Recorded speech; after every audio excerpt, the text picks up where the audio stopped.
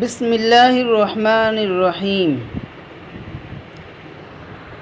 رمضان المبارک کا مہینہ چل رہا ہے اور اس کے بعد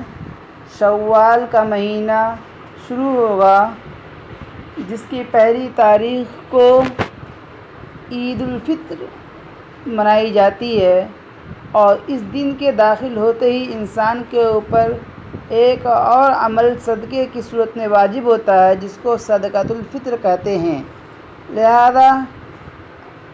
اس کے احکام، فضیلت اور اس کی حقیقت کو بیان کرنا مقصود ہے۔ چونکہ صدقۃ الفطر کے متعدد فضائل ہیں، جیسے کہ صدقۃ الفطر کی وجہ سے روزے کی کمی کوتاہی کا ازالہ ہو جاتا ہے، جیسا کہ سجدہ کی وجہ سے جو نماز میں کمی اور کوتاہی ہو جاتی ہے تو اس کا ازالہ ہو جاتا ہے، وہ کوتاہی اور کمی پوری ہو جاتی ہے۔ اسی طریقے سے روزے کے دوران ہم سے کچھ کمی اور کوتاہی ہو جاتی ہے، اور کچھ جن چیزوں سے بچنا چاہیے ہوتا ہے اس سے بچتے نہیں ہیں، روزے کا پورا حق ادا نہیں کر پاتے ہیں، تو وہ جو کوتاہیاں ہو جاتی ہیں ان کوتاہیوں اور کمی کی تلافی ہو جاتی ہے صدقۃ الفطر کے دینے کی وجہ سے۔ اسی طریقے سے صدقۃ الفطر کی ادائیگی سے روزے کی قبولیت کی امید بھی بڑھ جاتی ہے۔ تیسری بات کہ صدقۃ الفطر مسکین اور ضرورت مندوں اور غریبوں کے ساتھ تعاون کرنے اور انہیں خوشیوں میں شریک کرنے کا اہم ذریعہ بھی ہے۔ چنانچہ حضرت ابن عباس رضی اللہ عنہما فرماتے ہیں کہ حضور اقدس صلی اللہ علیہ وسلم نے صدقۃ الفطر کو مقرر فرمایا ہے روزے داروں کو بیکار اور بیہودہ باتوں سے پاکیزگی حاصل کرنے کے لیے، اور مساکین کو کھلانے یعنی ان کے ساتھ تعاون اور ان کا ہیلپ کرنے کے لیے۔ جس نے عید الفطر کی نماز سے پہلے ادا کر دیا تو یہ مقبول صدقۃ الفطر ہے، اور جس نے عید الفطر کی نماز کے بعد ادا کیا تو پھر یہ صدقوں میں سے ایک صدقہ ہے۔ اسی طریقے سے سنن ابی داؤد میں ہے کہ عید الفطر کی نماز سے پہلے صدقۃ الفطر کی ادائیگی سنت ہے، اس لیے اس کا اہتمام ہونا چاہیے، کیونکہ سنن ابو داؤد میں ایک حدیث آئی ہے حضرت عباس رضی اللہ تعالیٰ عنہ سے کہ فرض رسول اللہ صلی اللہ علیہ وسلم زکوٰۃ الفطر طہرۃ للصائم من اللغو والرفث وطعمۃ للمساکین من اداها قبل الصلاة فهي زکاۃ مقبولہ ومن اداها بعد الصلاة فهي صدقۃ من صدقات۔ لہذا اس سے معلوم ہوتا ہے کہ صدقۃ الفطر کی ادائیگی بہت ہی اہمیت اور فضیلت رکھتی ہے، اور ویسے بھی اس کی مقدار عموماً زیادہ نہیں ہوتی، بہت معمولی مقدار ہوتی ہے، اس لیے اس کے باوجود بھی اس سے محرومی بڑی خیر سے محرومی ہے۔ آدمی کو اس میں کوتاہی نہیں کرنی چاہیے، بلکہ اہتمام سے اور بڑھ چڑھ کر صدقۃ الفطر کو ادا کرنا چاہیے۔ چونکہ کم ہوتا ہے اس سے یہ تو صاحب نصاب پر ہی لازم و واجب ہوتی ہے، لیکن بہت معمولی مقدار ہے، اس لیے جو حضرات صاحب نصاب نہ ہوں ان کو وہ بھی اگر دے دیں تو ان کے لیے بہت بہتر ہوگا اور اچھی بات ہوگی، اس لیے کہ ان کے ساتھ بھی روزے کی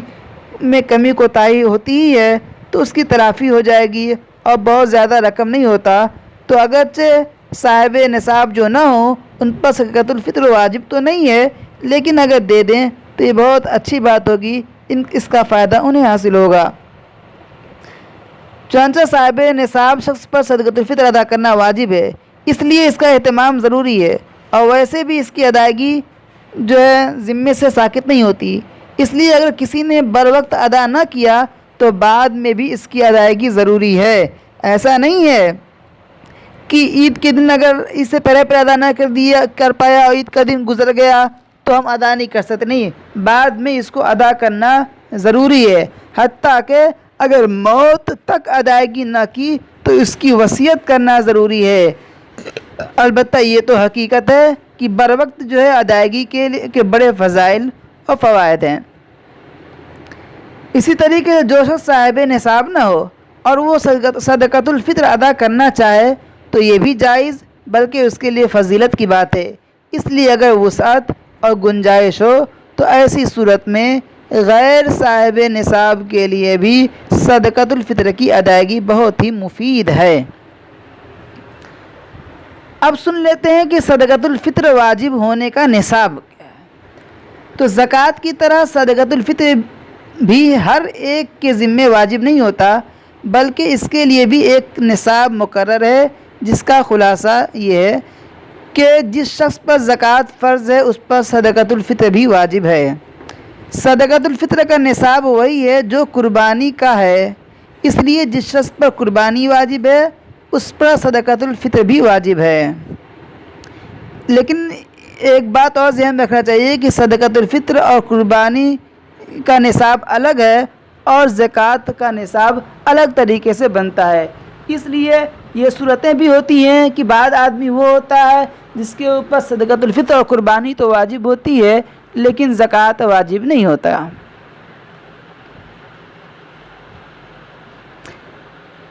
ہمارے معاشرے میں عمومی طور پر زکوٰۃ، صدقۃ الفطر اور قربانی کے نصاب سے متعلق بہت سی غلط فہمیاں جو پائی جاتی ہیں،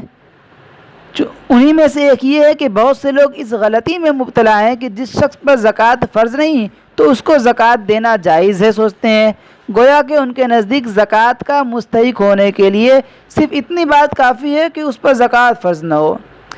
اسی طرح بہت سے لوگ اس غلط فہمی میں بھی مبتلا ہیں کہ جس شخص پر زکوٰۃ فرض ہے تو صرف اسی پر صدقۃ الفطر اور قربانی واجب ہے، اور جس شخص پر زکوٰۃ فرض نہیں تو اس پر صدقۃ الفطر اور قربانی بھی واجب نہیں۔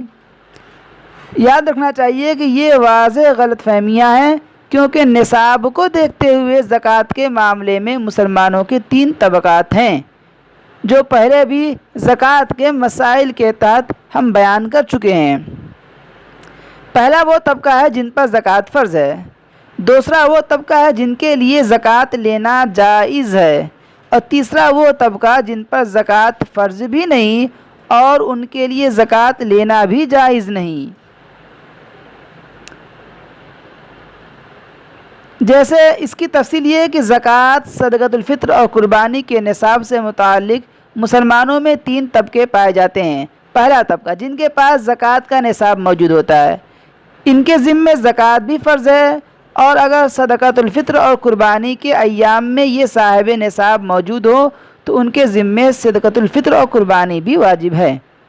دوسرا طبقہ وہ ہے جن کے پاس زکوٰۃ کا نصاب بھی نہیں ہوتا اور صدقۃ الفطر اور قربانی کا نصاب بھی نہیں ہوتا، تو ان کے ذمے زکوٰۃ، صدقۃ الفطر اور قربانی میں سے کوئی حکم بھی لازم نہیں ہوتا۔ یہی وہ طبقہ ہے جن کو زکوٰۃ، صدقۃ الفطر اور صدقات واجبہ دینا جائز ہے۔ تیسرا طبقہ وہ ہوتا ہے جن کے پاس زکوٰۃ کا نصاب تو نہیں ہوتا لیکن صدقۃ الفطر اور قربانی کا نصاب موجود ہوتا ہے، تو لہذا ان کے ذمے زکوٰۃ تو فرض نہیں لیکن صدقۃ الفطر اور قربانی کا نصاب موجود ہے، اس لیے ان کے اوپر صدقۃ الفطر اور قربانی واجب ہیں، اور یہ وہ طبقہ ہے کہ ان کے لیے بھی زکوٰۃ لینا جائز نہیں ہے۔ اب یہ سمجھ لینا چاہیے کہ زکوٰۃ اور صدقۃ الفطر کے نصاب میں فرق کیا ہے۔ تو زکوٰۃ اور صدقۃ الفطر کے نصاب میں فرق یہ ہے کہ زکوٰۃ میں تو صرف 4 چیزوں یعنی سونا، چاندی، پیسہ نقد اور سامان تجارت کا اعتبار کیا جاتا ہے، جس کو مال نامی کہتے ہیں، اس کے ذریعے سے نصاب بنتا ہے، جبکہ صدقۃ الفطر میں اور قربانی میں ان 4 چیزوں کے علاوہ ضرورت سے زائد سامان اور مال کا بھی حساب کیا جاتا ہے، اور ان 4 چیز تو رہیں گی لیکن ان کے علاوہ ضرورت سے زائد سامان اور ضرورت سے زیادہ کچھ مال ہے تو ان کو بھی نصاب کی قیمت میں جوڑا جاتا ہے، جس کا مطلب یہ ہے کہ اگر کوئی شخص ان 4 چیزوں کی وجہ سے صاحب نصاب بنا ہے تو اس کو زکوٰۃ کا نصاب کہا جاتا ہے، لیکن اگر وہ جو ان 4 چیزوں کی وجہ سے صاحب نصاب تو نہیں بن پایا ہے لیکن ضرورت سے زائد سامان بھی اس کے پاس تھے، اس کو جوڑ کر کے وہ صاحب نصاب بنا ہے تو اس کو صدقۃ الفطر کا نصاب کہا جاتا ہے اور قربانی کا نصاب کہا جاتا ہے۔ واضح رہنا چاہیے کہ صدقۃ الفطر اور قربانی کا نصاب ایک ہی ہے، لہذا اس تفصیل سے یہ احکام ثابت ہوتے ہیں۔ نمبر 1، جس شخص کے پاس زکوٰۃ کا نصاب موجود ہے تو اس کے ذمے زکوٰۃ بھی فرض ہے اور اس کے ذمے صدقۃ الفطر اور قربانی بھی واجب ہے، اور ایسے شخص کے لیے زکوٰۃ لینا بھی جائز نہیں ہے۔ نمبر 2، جس شخص کے پاس زکوٰۃ کا نصاب تو نہ ہو لیکن صدقۃ الفطر اور قربانی کا نصاب ہو تو اس پر زکوٰۃ تو فرض نہیں، البتہ اس کے ذمے صدقۃ الفطر اور قربانی واجب ہے اور اس کے لیے زکوٰۃ لینا جائز نہیں ہے۔ نمبر 3، زکوٰۃ صرف اسی شخص کو دینا جائز ہے جس کے پاس زکوٰۃ کا نصاب بھی نہ ہو اور صدقۃ الفطر اور قربانی کا نصاب بھی نہ ہو۔ اس سے معلوم ہوا کہ زکوٰۃ دیتے وقت صرف یہ دیکھنا کافی نہیں کہ اس پر زکوٰۃ فرض ہے یا نہیں، بلکہ زکوٰۃ دیتے وقت یہ دیکھنا ضروری ہے کہ اس کے پاس صدقۃ الفطر اور قربانی جتنا نصاب ہے یا نہیں۔ لہذا امید رکھتے ہیں کہ ان سے آپ کو جو ہے بہت سی غلط فہمیوں کا ازالہ ہو گیا ہوگا۔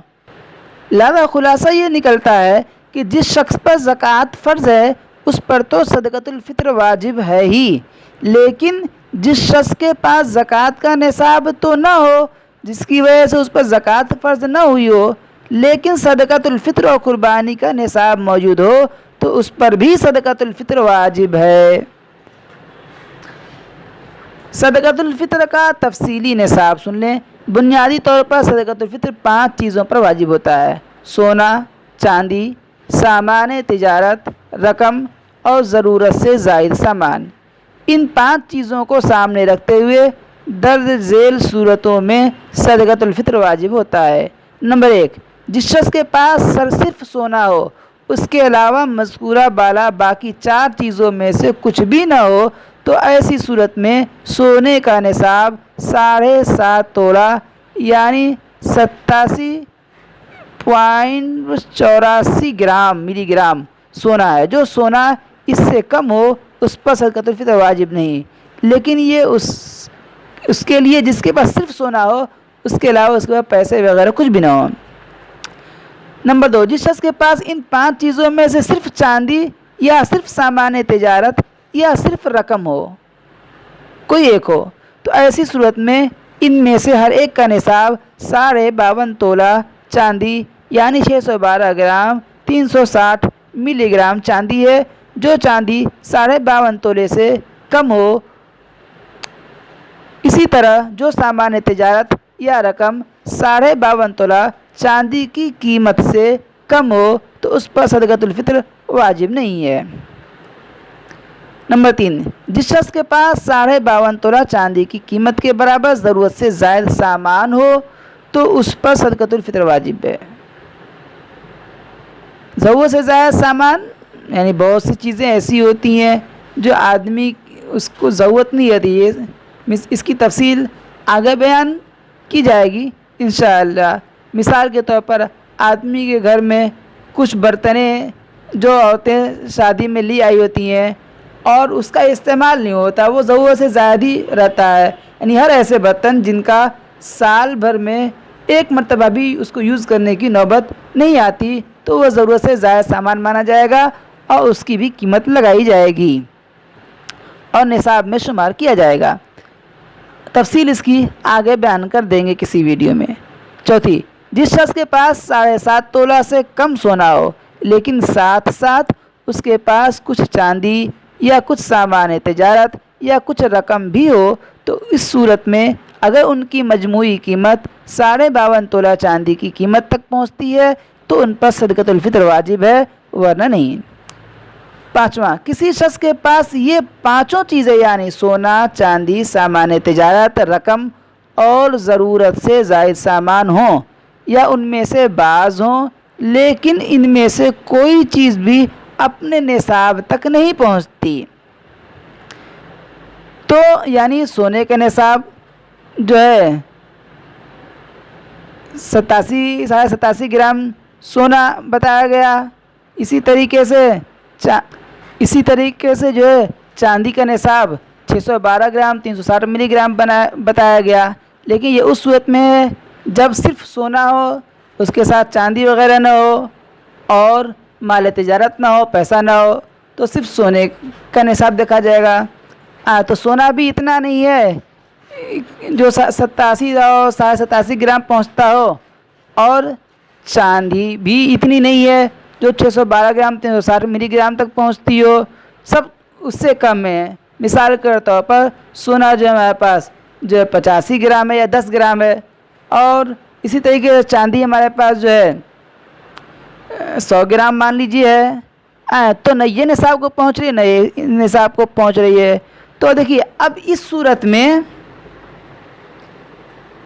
इन सब को मिलाकर जो है देखा जाए, सोने को मिलाया जाएगा, चांदी को भी मिलाया जाएगा, चांदी की कीमत को भी मिलाई जाएगी, और इसी तरीके से हमारे पास जो नकद पैसे हैं, चाहे बैंक में हो चाहे कहीं भी हो, उन्हें भी मिलाया जाएगा। इसी तरीके से अगर हम दुकानदार हैं तो दुकान के सामान को भी जो बेचने के लिए उनको भी मिलाया जाएगा, और उन सब को मिलाकर उनकी कीमत देखी जाएगी कितनी पहुंच रही है, कीमत का हिसाब लगाया जाएगा। अगर उनकी टोटल कीमत जो है चांदी के निसाब के बराबर यानी 52.5 तोला, जिसकी ग्राम में 612 ग्राम 360 मिलीग्राम चांदी की कीमत तक अगर पहुंचती है तो उस शख्स पर सदक़ातुल फ़ितर वाजिब है। और अगर नहीं पहुंच रही फिर भी मिलाने के बावजूद भी सारे माल को, तब सदक़ातुल फ़ितर वाजिब नहीं है। नंबर 6, जिस शख्स के पास कुछ सोना या कुछ रकम हो और साथ में ज़रूरत से ज़ायद सामान भी हो और उनकी मजमूई कीमत टोटल कीमत 52.5 तोला चांदी तक पहुंचती हो, तो उस पर सदक़ातुल फ़ितर वाजिब है। अब हम ये देख लेते हैं कि ज़रूरत से ज़ायद सामान की तफसील क्या है। तो देखिए कुछ चीज़ें ऐसी होती हैं जो ज़रूरत की चीज़ें होती हैं, और जो चीज़ ज़रूरत और इस्तेमाल की हैं उनका तो एतबार नहीं किया जाता है, उनका हिसाब नहीं लगाया जाएगा। जैसे रहने का मकान है जिसमें हम खुद रह रहे हों, पहनने के कपड़े और जूते, खाने पीने के बर्तन, ज़रूरत की गाड़ी, घरेलू ज़रूरत में इस्तेमाल होने वाली चीज़ें जैसे सिलाई और धुलाई की मशीनें, पंखा, furniture, fridge, computer, laptop, mobile phone. इसी तरह